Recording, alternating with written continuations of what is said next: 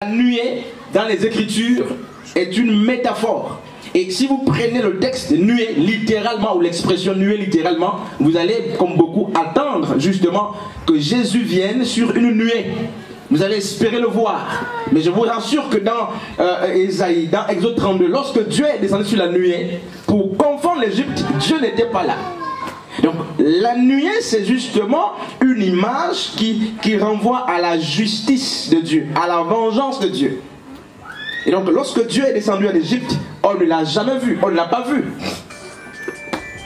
Et Yeshua donc doit aussi descendre de la même manière. Et donc frères et sœurs, je crois que je ne vais pas être long aujourd'hui. Jésus est né d'après Galates chapitre 4:4 à la fin du temps. Et je suis étonné, je vais d'ailleurs poser cette question, de constater que les églises se lèvent, elles disent qu'elles sont des églises de la fin du temps. Les apôtres ont vécu dans la fin du temps. Et les églises disent qu'elles sont à la fin du temps. Et les prophètes de la fin du temps. Alors que Jésus lui-même était un prophète de la fin du temps, ça fait plus de 2000 ans. Et la fin de temps en question des Juifs, c'était quoi? C'était la fin de l'âge ou de l'ère juive. C'était la fin de l'époque des Juifs, la fin de l'ancienne alliance. Hébreu nous fait comprendre que l'ancienne alliance était vieille et qu'elle était prête à disparaître. Et donc même lorsque Christ a donné son corps, le pain, symbole de son corps, lorsqu'il est allé même à la croix, il n'a pas introduit officiellement la nouvelle alliance. Il a inauguré, parce que l'auteur aux Hébreux dit l'ancienne alliance était prête à vieillir. Donc elle vivait côte à côte avec, n'est-ce pas, la nouvelle alliance, comme Saül et David régnaient côte à côte.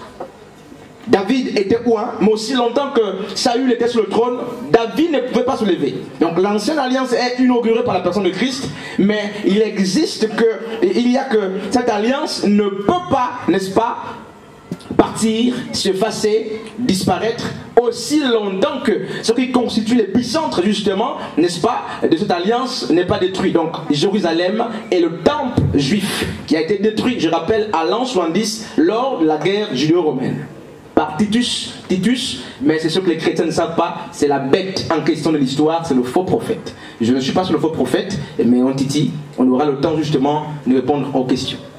Et ce temple de Thessaloniciens nous fait comprendre que l'homme du péché, qui devait précéder le retour de Jésus-Christ, devait apparaître, il devait profaner le temple, ensuite Jésus devait revenir. Et nous on a pris ça comme ça. Et le temple juif n'existe plus. Depuis l'an 70, depuis 62, 68, jusqu'à 70, effectivement il a été détruit en 70, mais la grande tribulation a commencé en 68, cette grande tribulation que nous attendons en 68, jusqu'en 70, et en 70, on a Titus, un Romain de la famille flavienne, qui va venir avec Domitien justement, et ils vont profaner le temple, ils vont détruire le temple, et il semble que la prophétie justement de Paul est restée sans accomplissement. Paul a dit que l'impie doit s'asseoir dans le temple, il doit le profaner. Le temple n'existe plus, et il n'y aura pas un troisième temple. Parce que toutes les fois que la Bible nous parle de la restauration d'un temple, mais c'était le deuxième temple qui a été, n'est-ce pas, rebâti après la captivité babylonienne. Ils sont sortis de la captivité babylonienne, ils ont restauré le temple, et ce temple a été à nouveau détruit. Et il n'y a plus d'écriture qui promettent justement un troisième temple. Pourquoi? Dans la parabole de Matthieu chapitre 21 à partir du verset 33, la parabole du vigneron homicide, il a dit que le Christ devait revenir, donc Dieu devait venir, n'est-ce pas? Pourquoi? Non seulement détruire l'épicentre de l'adoration, mais en plus de ça, il devait prendre la royauté juive pour la donner à une autre nation. Et c'est à ce moment que les noces ont été inaugurées, parce que les noces consistaient dans le fait que les invités, n'est-ce pas, initiaux ont refusé l'appel, et ensuite Dieu va envoyer les serviteurs dans les carrefours, les nations. Donc depuis que le trône ou la royauté est partie de la maison juive ou de Jérusalem pour les nations, nous sommes dans les noces. Et donc ceux qui attendent vivent les noces, mais sont dans l'illusion. Il n'y aura pas de noces. Je sais que vous asseyez sur Apocalypse 7, tout ça, pour parler des noces, mais rappelez un fait pour terminer. Je termine, modératrice. je sais que vous attendez l'enlèvement, beaucoup l'enlèvement, un faux concept aussi développé par beaucoup de théologiens, on aura le temps d'en parler. Vous attendez des nouveaux cieux. Il n'y aura pas de nouveaux cieux, parce que Ésaïe dit que lorsque le peuple de Dieu est sorti de l'Égypte, Dieu leur a promis des nouveaux cieux et une nouvelle terre. Mais ils sont rentrés à Canaan sans voir le ciel changer. Ils sont rentrés à Canaan sans voir une nouvelle terre. C'était des métaphores, n'est-ce pas, prophétiques qui parlent d'un changement de vie. Je voudrais qu'on lise un texte qui me vient à l'esprit, Joël chapitre 2, 28. On va comprendre un fait, à partir du verset 28, si la sœur Yuline peut lire ça. On va comprendre justement que dans les Écritures, il y a beaucoup de paraboles, beaucoup justement des métaphores attachées au langage prophétique. Je disais, Joël 2, à partir du verset 28. Pardon.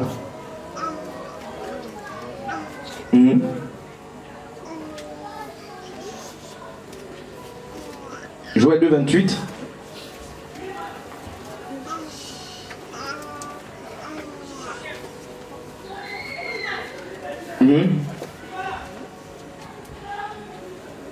Joël 2, à partir du verset 28. Je lis le passage dans Joël 2, à partir du verset 28. Et après cela, il arrivera à coup sûr que je répandrai mon esprit sur toute chair, sur toutes sortes de chair. Et vraiment vos fils et vos filles prophétiseront. Quant à vos vieillards, ils rêveront des rêves. Quant à vos jeunes gens, ils rêveront des visions. On peut continuer. Et même sur les serviteurs et sur les servantes, en ces jours-là, je répandrai mon esprit. Oui, je donnerai des présages dans les cieux et sur la terre, du sang et du feu et des colonnes de fumée. Le soleil se changera en ténèbres et la lune en sang, avant la venue du grand et redoutable jour de Jéhovah. Ok. On retient justement, avant de fermer la boucle, on retient que Joël a prophétisé l'effusion du Saint-Esprit. Et le texte justement qui nous saute à l'œil lorsqu'on parle de l'effusion de l'Esprit de Dieu, c'est Actes chapitre 2. Parce que dans Actes chapitre 1, à partir du verset 8, la promesse est faite. Mais dans Actes chapitre 2, on a l'effusion de l'Esprit de Dieu. Mais lorsque Joël le prophète a prophétisé, il a dit, le jour de l'effusion du Saint-Esprit, le soleil aura des larmes. Le soleil devait rougir et pleurer. Il devait se changer, ses larmes devaient se transformer en sang. Ça, c'est ce que Joël a prophétisé. Plusieurs années avant que Jean-Baptiste n'arrive, avant que Jésus n'arrive, avant que les apôtres n'arrivent. Et l'accomplissement de Joël chapitre 2 est dans Actes chapitre 2. Et Paul dit, c'est ici ce que disait le prophète Joël. Or, on remarque que le jour de l'effusion de l'Esprit de Dieu, il n'y a pas eu un ciel qui pleurait. Il n'y a pas eu un soleil qui avait des larmes. Il n'y a jamais eu ces choses.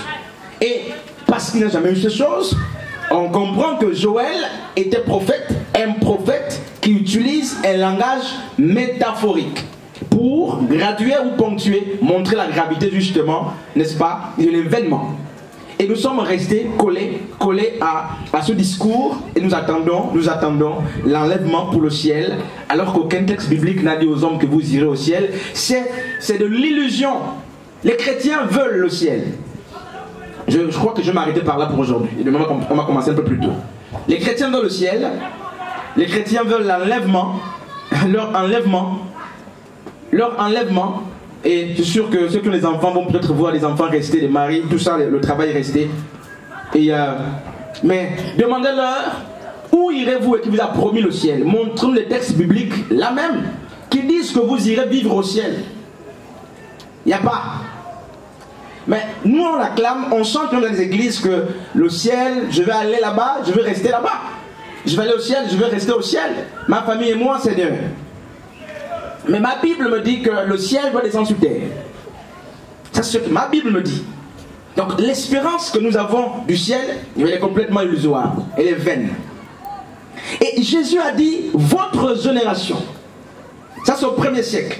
Nous sommes, Jésus est mort à l'an 30, donc sous Tibère, nous sommes au 1er siècle. Il dit, votre génération ne passera pas, je serai de retour. Une question oratoire, une fausse question qui vaut la peine d'être posée, de savoir si la génération à laquelle Jésus s'adressait existe encore.